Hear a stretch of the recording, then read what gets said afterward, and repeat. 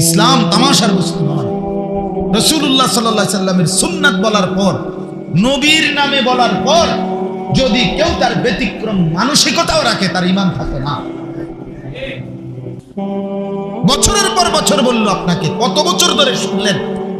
মনে করেন এই একটা আমল মিসওয়াক, আপনি এটা পাত্তাই দিচ্ছেন না। কার সাথে গাদ্দারি করতেছেন? কথাটা বুঝেন নাই? কার সাথে খামখেয়ালি করতেছেন? আপনার জান চলে না, শরীর চলে না, কে বলছে? আপনি দুনিয়া সব ভোগ করছেন। 90 বছরের বুড়া চাচা যেবারে আইসিইউত নিচে গা, এবারও যদি আপনি কানে কানে গিয়ে এখন বাড়ির ভুবি দিয়ে 2 শতক ছেড়ে দিব, যেটা লইবেন নি, এবারে সুস্থ হয়ে যাবেন, একদম সুস্থ। হ্যাঁ হ্যাঁ, এবারে নার্সারি বলবো আমার লতা মতা ফাইল জমিটা কিনা আছে, আবার কিনা ফাইল লাগবে। এরকম দুনিয়া, মানে দুনিয়া 1 সেকেন্ডের জন্য বলে না, দুনিয়া সব বুঝে। 80 বছরের বুড়া মানুষ বিছনায় পড়া, হ্যাঁ ওইখানে বসে বসে নিঃশ্বাস ফেলায় আর কয়, নাতির বউটা যদি চাইয়া দিতে দেখতাম, ছোট নাতিকে যদি বিদেশ ফেলাই দেখতাম। দুনিয়া এভাবে মনে আছে। কথা বলেন, দুনিয়া এভাবে মনে আছে, আখিরাত না, আগের এই বয়স নাই,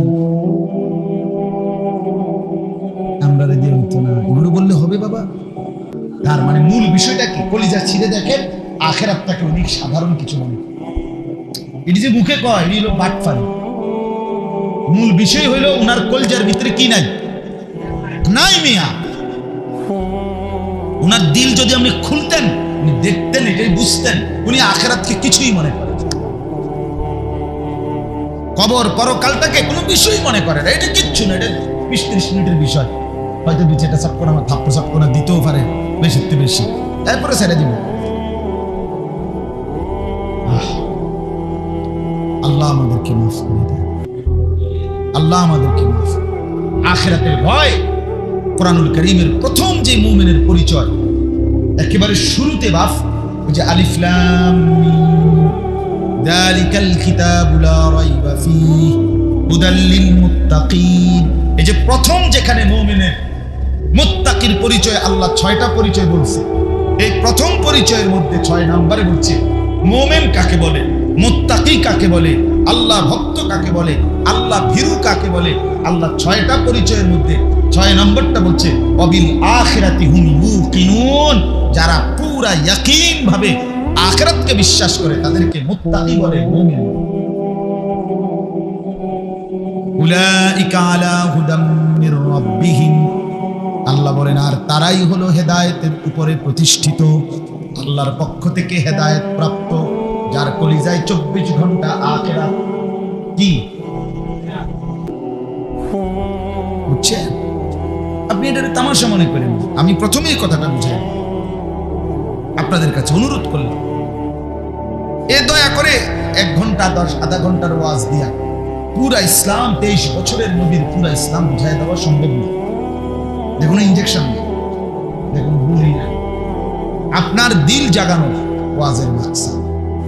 ইসলাহি মজলিসের মূল উদ্দেশ্য অন্তর জাগানো, বিবেকটা যেন নড়ে, আখিরাতের ভয় যেন। নাফরমানির এই জিন্দেগি নিয়ে কোনোভাবেই যাবে না, কষ্ট পাবে, কষ্ট পাবে। হায়াত একবার, দিন একবার, রাত। আমার বাপ 25শে জুলাই 2024 রোজ বৃহস্পতিবার পৃথিবীতে আর আসবে। এই শিরোনাম আর কোনোদিন হবে না। আগামী বছর 25শে জুলাই আসবে, কিন্তু সেটা 24 সাল না, 25 সাল। আগামী সপ্তাহ বৃহস্পতিবার আসবে, কিন্তু সেটা 25 তারিখ। এই শিরোনাম আর কোনোদিন আসবে। প্রতি ঘন্টা, প্রতি মিনিট, প্রতি সেকেন্ড, প্রতি রাত, প্রতিদিন খোদার কসম একবার, কয়বার? একবার আর আসবে। আজকের এশার নামাজে যার ছুটে গেল বাপ, এই ওয়াক্ত আর আসবে। ফজরের নামাজ যার ছুটে গেল বন্ধু, এই নামাজের ওয়াক্ত আর আসবে। আজকে 5 ওয়াক্ত নামাজ যার ছুটে গেল বন্ধু, এই নামাজের ওয়াক্ত আর আসবে। কুরআনুল কারীম আল্লাহ বলছে ওয়াহুয়াল্লাযী জাআলাল লাইলা ওয়ান নাহারা খিলফাতান লিমান আরাদা আন ইয়াযাক্কারা। আল্লাহ বলেন তিনি আল্লাহ যিনি রাত্র বানান, দিন বানান পর্যায়ক্রমে, বাই সিরিয়াল, বাই রোটেশন। একবার রাত, একবার দিন, একবার রাত, একবার দিন, সকাল দুপুর বিকেল সন্ধ্যা রাত, আবার সকাল দুপুর বিকেল সন্ধ্যা রাত। আল্লাহ বলেন এটা আমি বানাই। কেন? লিমান আরাদা আইয়াযাক্কারা, যারা যারা আমার স্মরণ, আমার জিকির, আমার বন্দেগী করতে চায়, করে। খোদার কসম আল্লাহ কোরআনে বলছে আমি তাদের জন্য রাত্রি বানাই, আমি তাদের জন্য দিন বানাই, আমি তাদের জন্য দুপুর বানাই। আমি যদি রাত না বানাই আমার বান্দা এশা পড়বে কেমনে, তাহাজ্জুদ পড়বে কেমনে? আমি যদি ভোর না বানাই আমার বান্দা ফজর পড়বে কেমনে? আমি যদি দুপুর না বানাই আমার বান্দা জোহর পড়বে কেমনে? আমি যদি বিকেল না বানাই আমার বান্দা আসর পড়বে কেমনে? আমি যদি সন্ধ্যা না বানাই আমার বান্দা মাগরিব পড়বে কেমনে? এই জন্য আমি রাত্র দিন বানাই। কোন সিটার, বাটপার, সুদখোর, ঘুষখোর, হারামখোর, গাঁজাখোর, ফুট্টাখোর, বাবাখোর, ডালখোর, ইয়াবাখোর, নাফরমান বেঈমানের জন্য আল্লাহ রাত্র দিন বানায় নাই। না বেটা, তোমার মতো সিটার বাটপারের লেগে রাত্র দিন আসে না। ইমানদার সেজদা দিবে বলে আল্লাহ রাত্র দিন, মুমিন সেজদা দিবে। রাত গভীরে বান্দা তাহাজ্জুদ পড়বে, এই জন্য রাত্র গভীর হয়েছে। মোবাইল টিপার জন্য, উলঙ্গ ছবি দেখার জন্য না, নর্তকীর ছবি দেখার জন্য না। যুবক, এটা বুঝা উচিত, বুঝা উচিত। আল্লাহ আমাদেরকে বুঝ দান করে। দয়া করে নিজের উপরে রহম করেন, দয়া করে নিজের উপরে রহম করেন। আপনাদের এই সুন্দর উপস্থিতি আমার কাছে ভালো লাগছে। অনেক ভিতরে, আমি তো আসলেও আর কখনো আসিনি, এতটা ভিতরে আমি আসতে দুই লাগছে আমার কাছে। আলহামদুলিল্লাহ, আল্লাহ আনাইছে। আপনাদের কাছে অনুরোধ করি ভাইয়া, এই সুন্নতের কথাটা বললাম, রাসূলুল্লাহ সাল্লাল্লাহু আলাইহি সাল্লামের ভালোবাসার নামে ঠকবেন না, ঠকবেন না। অনুসরণবিহীন ভালোবাসা নিয়ে কবরে যাবেন, ঠকে যাবেন, ঠকে যাবেন। এই জিলাফির হিসাব, খিচুড়ির হিসাব, বিরিয়ানির হিসাব, বাইরের মেমো, অথবা এই যে দোকানে যেখান থেকে যে খরচ করছেন, কথা বুঝি এই হিসাব দিলে লাভ হতো। খাইছেন ভালো কথা, আলহামদুলিল্লাহ, কোনো অসুবিধা নেই, হালাল। বিরিয়ানি, খিচুড়ি, জিলাপি সবই হালাল। হালাল না? কথা বলেন না কেন? সেটা তো খাবার। কিন্তু রাসূলুল্লাহ সাল্লাল্লাহু আলাইহি সাল্লামের ভালোবাসা সুন্নাতের অনুসরণ। আমার মধ্যে যদি ঘাটতি হয় আমার কমতি, আমার উচিত। আপনার মধ্যে যদি ঘাটতি হয় আপনার মধ্যেও কমতি। আপনি মনে করেন আপনি এই কথা বলে, আরে কত হুজুরে তো আমল করে না, আচ্ছা করে না, তো এই কারণে কোন হুজুর অ্যাক্সিডেন্ট করছে আপনি দেখছেন, আরে হুজুর অ্যাক্সিডেন্ট করে মাথা হারাইলেছে আর আমি খারাপ থেকে লাভ, কথা বুঝেন নাই? মাথা হারাইলাম। মনে করেন হুজুর কি করে লেছে, মাথা হারাই লেছে, এই জন্য আমিও তো মাথা হারাই লেবেন নাকি? এটা কোন কথা হলো? হ্যাঁ, কত বেড়াই তো তুমি নামাজ পড়েন, আমি তো এই জন্য এটা কথা হইলো। আল্লাহ আমাদেরকে বুঝ দান করে। আমি বারবার অনুরোধ করছি, আমার কথা এটাই, আমরা ফেরিওয়ালা, আখিরাতের ফেরিওয়ালা। কবর মনে করাই, আখিরাত মনে করাই। খোদার কসম, প্রতিদিন রাসূলুল্লাহ সাল্লাল্লাহু আলাইহি সাল্লাম বলেন, কবর প্রত্যেক দিন ডাক দিয়ে বলে, এই দুনিয়াবাসী, আনা বাইতুদ দুধ, আমি পোকামাকড়ের ঘর, এমনি আইসো না, কষ্ট পাই না। আনা বাইতুল ওয়াহদা, কবর ডাক দিয়ে বলে, দুনিয়াবাসী আমি বড় একাকী। শুধু নেট নাই, বাকি পৃথিবীর সব আয়োজন আছে, তারপরও কি পরিমাণ অস্বস্তিকর পরিবেশ। সবার মাথায় এক শব্দ, নেট আসবে কখন? এখন তো শুধু নেট নাই, বহু বাচ্চা, পরিবার, আলো বাতাস, রোদ, অন্ধকার সব আছে দোস্ত আমার, কিন্তু খবরে এর কিছুই থাকবে না। কেমনে থাকবে? আমি থাকবো কেমনে? আপনি থাকবেন কেমনে? হ্যাঁ, হযরত ওসমান রাদিয়াল্লাহু তাআলা আনহু প্রতিদিন যখনই কবর দেখতেন ঢুকরে ঢুকরে কাঁদতেন। হাত্তা ইয়াবুল্লা লিহিয়াতাহু, হাদিসের মধ্যে আছে তার দাড়ি পর্যন্ত ভিজে যেত। সাহাবীরা জিজ্ঞেস করতেন, ও ওসমান, কবর দেখলে এভাবে কাঁদেন কেন? তিনি বলেন, আল্লাহর কসম, কবর আখিরাতের প্রথম মঞ্জিল, প্রথম ঘাঁটি। এ ঘাঁটিতে যদি মুক্তি হয় সামনের ঘাঁটিতেও মুক্তি হবে, এ ঘাঁটিতে যদি আটকে যায় সামনের ঘাঁটিতেও আটকে যাবে। এজন্য কবর দেখলে আমার বড় ভয়, আমি যদি আটকে যাই। ওয়ামিন ওয়ারাইহিম বারযাখুন ইলা ইয়াউমি ইউবআসুন, কোরআনুল কারীমের আয়াত বাফ রব্বুল আলামিন বলেন হাত্তা ইযা জাআ আহাদাহুল মাউত ক্বালা রাব্বিরজিউন। আল্লাহ বলে প্রত্যেকটা নাফরমান পাপী মৃত্যুর সময় যখন মালাকুল মউত আজরাইল এসে সামনে দাঁড়ায়, সাথে সাথে সে চিৎকার দিয়ে বলে ক্বালা রাব্বিরজিউন, আল্লাহ অল্প কিছু সময়ের জন্য দুনিয়ায় আমাকে ফেরত দেন, থাকতে দেন। আল্লাহ জিজ্ঞেস করে বান্দা কেন? নাফরমান পাপী বলে লাআল্লি আ'মালু সালিহান ফীমা তারাকতু, যে আমলগুলো ছুটে গেছে তো এতদিন, আল্লাহ এবার সুযোগ পেলে সেই নেক আমলগুলো করে ফেলবো। খোদার কসম আল্লাহ সাথে সাথে জবাবে দেয় কাল্লা, কখনোই না, একবারও না, আর হবে না বান্দা। জিন্দেগি ওয়ান ওয়ে, সামনের দিকেই শুধু যায় আর পেছন দিকে ফিরে আসে। ওয়ান ওয়ে রাস্তা যেটা, এটার নিয়ম হলো সামনের দিকেই যাইতে হয়, পিছন দিকে আর এই রাস্তা দিয়ে আর পিছন দিয়ে কি আসা যায় না, এটারে তো কি কয়, ঠিক না? কিন্তু দুনিয়ার ওয়ান ওয়ে রাস্তার একটা সিস্টেম আছে এতটুকু, যে ইউটার্ন নিয়ে পিছনে আসা যায়। ও কুদ্দুর গেলে কি আছে, ইউটার্ন আছে, মানে মাঝখান দিয়ে কাটা আছে, হেডা দিয়ে ঘুরানি দিলে আবার এদিকে আসা যায়। কিন্তু খোদার কসম হায়াতের আর ইউটার্ন,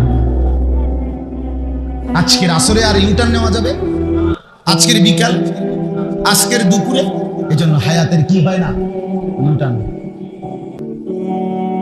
রাস্তার ইউটার্ন হয়, জিন্দেগির কি হয় না। এজন্য যুবক ভাই কদর করো, হায়াতের কদর করো।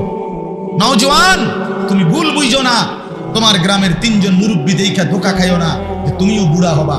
না দোস্ত, প্রত্যেক গ্রামবাসী হিসাব করে দেখো নিজ মহল্লায় যুবক যে তোমার সমপরিমাণ সমবয়সী কতজন, এই মহল্লায় বুড়া কতজন।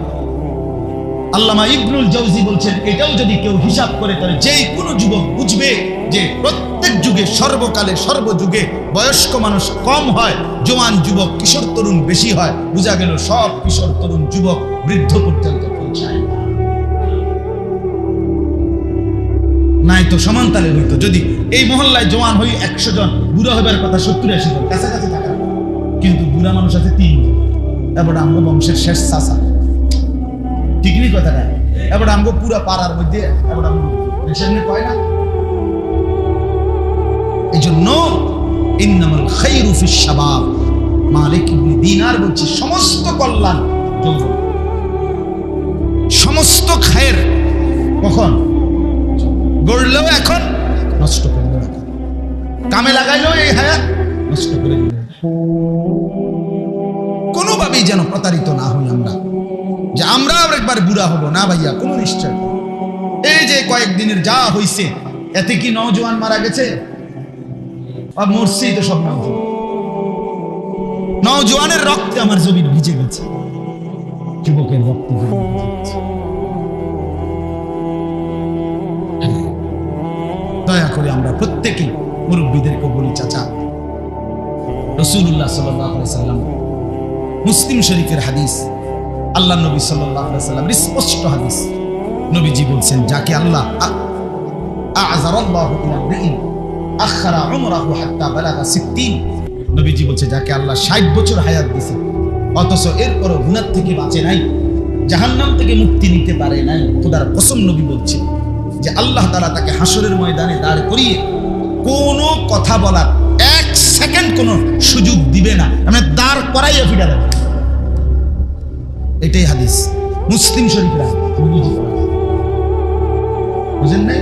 60 বছর হায়াতে আমনে চাচা কত লাশ, কত জানাজা, কত দাফন, কত মানুষের মৃত্যু, কত অ্যাক্সিডেন্ট, কত রোদ, কত বাতাস, মালিকের কত বড় কুদরতের এই পৃথিবী একবার দুইবার দেখছেন? এত কিছু দেখার পরেও 60 বছর পরেও আপনার বিড়িখানার অভ্যাসটা ছুটলো না। ঘটনাটা কি তা? আপনার কবরের কথা মনে পড়বে কত বছর পরে? 600 বছর পরে। হ্যাঁ, 60 বছর বয়সের মুরব্বী মুসলমান চা দোকানে বসে রঙিন টেলিভিশনে আখ কইরা নর্তকীর নাচ গান কেমনে দেখে? এই বুড়ার শরম আসবে কখন? লজ্জা শরম হবে কখন? বলেন চাচা। ছি ছি ছি ছি ছি, এ তো শরমের কথা। হায়া লজ্জার কথা। 60 বছর বয়সে এখনো আগ করলে গালি ছাড়া কথা বলে না, এটা কি? রাসূলুল্লাহ সাল্লাল্লাহু আলাইহি সাল্লাম বলছেন, আল্লাহ সুযোগ দিবেন, 1 সেকেন্ড সুযোগ দিবেন না, ওই মিয়ারে সাথে সাথে ফিরে দিবেন। তারপরে আল্লাহ আমাদের মুরব্বীদেরকেও মাফ করে দেন। আর যুবক ভাই আপনাদেরকেও বলবেন, নওজোয়ান ভাই, রাত হইছে, আমি লম্বা করতে চাই না, শুধু আয়াতের তর্জমাটা শোনাবো এক্ষুনি, আরে অল্প একটু। কিন্তু প্রথম কথা একসাথে বলে ফেললাম, আল্লাহ যদি কখনো সুযোগ দেয় আরো লম্বা বলবো ইনশাআল্লাহ। কিন্তু আজকে এটা মূল কথা, আমার নওজোয়ান ভাই, শুধু ভালোবাসতে হবে না। হুজুর আপনার ওয়াজটা ভালো লাগছে, আমি আসলে ইন্টারভিউ দিতে আসি না, পছন্দ করি ইন্টারভিউ দিতে আসি, এই উদ্দেশ্যে আসি নাই ইন্টারভিউ দেবো আমি, না রে ভাই, আসছি মনে করাই দিতে, কলিজা যেন নড়ে, আখেরাত যেন নড়ে। কি পরিমাণ মুসলমানের তরতাজা সন্তান, 16 বছর, 18 বছর, 20 বছর, তাগড়া, মাথার চুল থেকে পায়ের রোগ পর্যন্ত সুস্থ সবল তরতাজা, একটা রোগ নাই ছেলেটার, কিচ্ছু সমস্যা নাই। খোদার 365 দিন একদিনও ফজরের নামাজ পড়ে না। হায় মুসলমানের সন্তান এত বড় গাদ্দার কেন? ওর মা কেডা, ওর বাপ কি, ওই কোন সংসারে বড় হইল, ওর মা বাপ কি সন্তান মানুষ করল?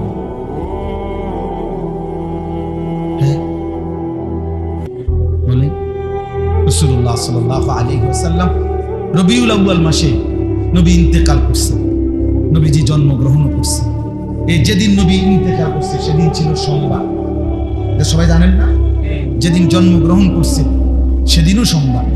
এই সোমবার দিন খোদার কসম আমি নিজে কিতাবে পড়ছি, আল্লাহ নবী সাল্লাল্লাহু আলাইহি ওয়াসাল্লাম ফজরের নামাজে পুরা মসজিদে নববী ভরা সাহাবী, একদম মসজিদ ভরে সাহাবীরা ফজরের দাঁড়াইছে। নবী জামাতে আসতে পারে না, এই পরিমাণ অসুস্থ ছিলেন যে উঠতে পারতেছিলেন না। ফজরের নামাজে আবু বকর সিদ্দিক ইমামতির জায়গায় দাঁড়াইছে, সাহাবীরা নামাজের নিয়ত বাঁধছে। আল্লাহ নবী সাল্লাল্লাহু আলাইহি ওয়াসাল্লাম তখন আম্মা জান আয়েশা রাদিয়াল্লাহু তাআলা আনহা নবীর স্ত্রীকে বলছে, আমারে কনুইয়ের মধ্যে ঠেস দিয়া আমারে বসাও, আর আমার হুজরার পর্দা সরাও, আমি আমার সাহাবীদের নামাজ দেব। হযরত আয়েশা সরাইছেন কাপড়, নবীজি চেহারা মুবারক দিয়ে দেখছেন পুরা মসজিদ ভরা সাহাবীরা ফজরের ওয়াক্তে। কোন ওয়াক্ত? ফজর। এই 12টা 12:30টার দিকে যে নামাজটা পড়ে, হ্যাঁ 12টা 12:30টায়, কয়টায় বলে, কয়টায়? 4:50 বা 5:50 এই সময়। এখন জামাতে টাইম বললাম, তাইলে এই সময় আল্লাহ নবী সাল্লাল্লাহু আলাইহি ওয়াসাল্লাম পুরা মসজিদের দিকে যখন দেখছে মসজিদ ভরা সাহাবী ফজরের ওয়াক্তে, কসম আল্লাহ, নবীজি মুচকি হাসি দিয়েছে, আর হাসি দিয়া বলছে, আয়েশা আমার 23 বছরের মেহনত সার্থক। গত 23টা বছর আয়েশা আমি কি পরিমাণ কষ্ট করছি, তায়েফের পাথরের আঘাতে আমার পিঠটা চালনির মতো রক্তের ছিদ্র হয়ে গেছে, আমি অঝরে রক্ত ঝরাইছি, বুকে পেটে পাথর বাঁধছি, আমি আমার ঘরে 3 মাস চুলায় আগুন জ্বলে নাই, আমার সাহাবী দিনের পর দিন অভুক্ত থাকছে, আমার চোখের সামনে বদর, উহুদ, খন্দক, কত যুদ্ধে আমার সাহাবীরা, তাজা মানুষটা রক্তে রাশ হয়ে জমিনে পড়েছে, আমি সব সহ্য করছি, সব দেখছি। বিনিময়ে আমার স্বপ্ন ছিল আমার উম্মত 100 নামাজ পড়বে। আজ আয়েশা আমি ফজরে দেখলাম আমার সব সাহাবী মসজিদে, আমি শান্ত, আমি খুশি, আমি তৃপ্ত, আমার মেহনত সার্থক। এরপরেই নবীজি সাল্লাল্লাহু আলাইহি ওয়াসাল্লাম হাত তুলে আল্লাহর কাছে, কসম আল্লাহ, নবীজি এরপরে হাত তুলে বলছে, আল্লাহুম্মা আর-রাফিক আল-আ'লা, আল্লাহ আপনি বন্ধুর কাছে আমি এবার যেতে চাই, আমার আর কোনো আফসোস নাই। এরপরে নবীজি ওই দিন জোহরের নামাজের আগে সূর্য পশ্চিম দিকে হেলে যাওয়ার পর নবীজি সাল্লাল্লাহু আলাইহি ওয়াসাল্লাম ইন্তেকাল করছেন। এইজন্য উম্মতকে নবী শেষ দেখে গেছে কোন নামাজে? শেষ হাসি, মুচকি হাসি দিছে ফজরের নামাজ। ফজরের নামাজ মুমিনের নামাজ। আজকে একটাই বললাম আপনাদের, ফজরের নামাজ মুমিনের নামাজ। ফজরের নামাজ দ্বারা কসম আল্লাহ পার্থক্য হয় কে মুমিন কে মুনাফিক। নবীজির জামানায় সাহাবীরা একবার স্পষ্ট নবীর জামানায় মুমিন আর মুনাফিক পার্থক্য করা হইতো ফজরের নামাজ, জুমার নামাজ না। জুমার নামাজ ফজিলতপূর্ণ নামাজ, জুমার নামাজের অনেক ফজিলত, কিন্তু আপনি কি মুমিন না মুনাফিক এটা চিহ্নিত করার উপায় হলো ফজর। ফজর ফজর কোন নামাজ? সবাই বলেন ফজরের নামাজ। একটা সবক মুখস্থ করুন, ফজরের নামাজ। রাসূলুল্লাহ সাল্লাল্লাহু আলাইহি ওয়াসাল্লাম বলেছেন, স্পষ্ট হাদিস। যুবক ভাই তোমাদের এই কয়জনকে বলি, আল্লাহর নবী সাল্লাল্লাহু আলাইহি ওয়াসাল্লাম বলেছেন যে ফজরের নামাজ পড়ে না, সরাসরি নবী বলছে সে খবিস। খবিস বেটা তুই, খবিস খবিস, এটা খবিস।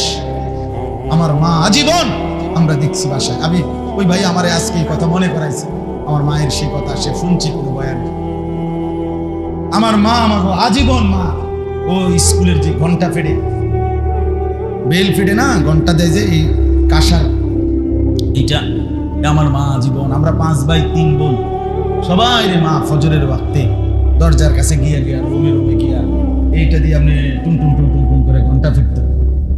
যতক্ষণ দরজা না খুলতাম না উঠতাম ততক্ষণ মা থামতো না। কত সময় মনে আছে ছোটবেলায় মারে কইছি, মা উঠতে লাইছি আপনি এটা এই ঘন্টা ফিরতেন থামান। মা কয় নাই ফিউত আইতাম, ইতা কইলে হইতো না, তাতে উঠতে লাইছি কইলে হইতো না, উঠো দরজা খুলো লাইট জ্বালা। যখন বের হইছি তো মা থামছে। আমার সেই মা এখনো জীবিত আছে, আল্লাহ মাকে আফিয়ত দান করে। মা এখন কিছুই বলতে পারে না, অসুস্থ বয়স্ক। হ্যাঁ, ক্লাস 4 পড়ুয়া মা, শুধুমাত্র 4th শ্রেণী পর্যন্ত প্রাইমারি 5 পাস করে নাই, 5ম শ্রেণীতে উঠছে, বিয়ে হয়ে গেছে। আগের দিনে তো এমনই ছিল। তো ক্লাস 4 পড়ুয়া মা, প্রাইমারির গন্ডি পার করে নাই যে মা, সে তার 5 সন্তান, আলহামদুলিল্লাহ আল্লাহর দয়া, মায়ের 5 সন্তান আমরা আলেম হয়েছি। এক 4th শ্রেণী পড়ুয়া মা যদি তার সন্তানকে প্রতিদিন ফজরের নামাজ পড়াইতে পারে, আজকের এসএসসি ইন্টার পড়ুয়া শিক্ষিতা মেয়ে, সে মা কি করছে? আপনি যে শিক্ষিত মেয়ে বিয়ে করছি আমরা সবাই মাশাআল্লাহ খুশি। শিক্ষিত, শিক্ষিত মানে কি? মনের মধ্যে তো তৃপ্তি যে মাশাআল্লাহ শিক্ষিত মেয়ে করে। মানে হলো সিএনজিওয়ালার নাম্বার হেবড়ির দাঁড়িয়ে আছে, অটোর নাম্বার আছে না, আমনে কল দেন না, রেবড়ি নিজেই রাখছে 2010টা সিএনজি ড্রাইভারের নম্বর, অটোর নম্বর। কথা বুঝিনি? শিক্ষিত যে শিক্ষিত। টেলিভিশনের রিমোট নিজেই চালাইতে পারে, হিন্দি সিরিয়াল বুঝেন নাই নিজেই দেখতে পারে, শিক্ষিতের কারণে। আমার মারে আমার মনে আছে একবার হজ টেলিভিশনে দেখায় না, হজের দিন, তো মারে একদিন নিয়ে গেছিলাম পাশের বাসায়। মা আরো আগে হজ দেখবো, মা একটু দেখে আইসা করছে। মারে বললাম দেখলেন না? কয় না এটা বুঝি না, এটা ডুবে আর ওড়ে ওই জায়গায় লড়ে, মানে কিছুই বুঝলো না। মায় টেলিভিশনের এটা কি দেখায়, কেমনে দেখায়, এটা মা বুঝেই না। এটা এখন তো মনে হয় রূপ কথা, কিন্তু এমনই ছিল আমাদের মা চাচিরা। আমার ঘরের না, শুধু আমাদের সমাজে প্রতিটা মা চাচি রিক্সার চারদিকে কাপড় পেঁচাইতেন ছাতি দিয়া, স্বামীর বাড়ি বাপের বাড়ি, ছাতি ছাড়া কোনোদিন যাইতেন না। সন্ধ্যার পরে বের হইতেন, ফজরের সময় ফিরতেন। এমন ছিল না? ওরা বিকুট ছিল না, ওরা সব মূর্খ ছিল আগে। কোথায় হারিয়ে গেল সেই মা, কোথায় বোন হারিয়ে গেল? আমরা সবাই যন্ত্র হয়ে গেলাম, মেশিন হয়ে গেলাম। আমরা সবাই এখন খাট পালং সোফা ফার্নিচার, ইট বালু টাইলস ফ্রিজ এসি, এই আসবাবপত্রের চাকচিক্যটাকেই আমরা সফলতা, নিজের জীবনের কামিয়াবি, নিজের মর্যাদা ইজ্জত সম্মানের মাপকাঠি শুধুমাত্র কতগুলো জড় পদার্থকে মনে করে নিছি। আর যেটা জীব, বেটা জীবন্ত মানুষ, স্ত্রী ছেলে মেয়ে, ওর আর কোনো খবর নাই। খাট মজবুত, সোফা মজবুত, টাইলস 1 নাম্বার, কিন্তু ছেলেও নামাজ পড়ে না, মেয়েও নামাজ পড়ে না, স্ত্রীও পর্দা করে না। খোদার 365 দিনে একদিনও ছেলেটা ফজরের নামাজ পড়ে না। তো খাট তো 1 নাম্বার, ফোলা তো 3 নাম্বার। বলে তো মানুষকে অযত্নে ফেলে দিলেন, আর শুধু মেশিন আর আসবাব নিয়ে ব্যস্ত হয়ে গেলেন। এটা কি জিন্দেগি আমাদের? বলেন, সবাই ব্যস্ত। সবাই আইসা আত্মীয় স্বজন মেহমান আসলে ফার্নিচার দেখায়।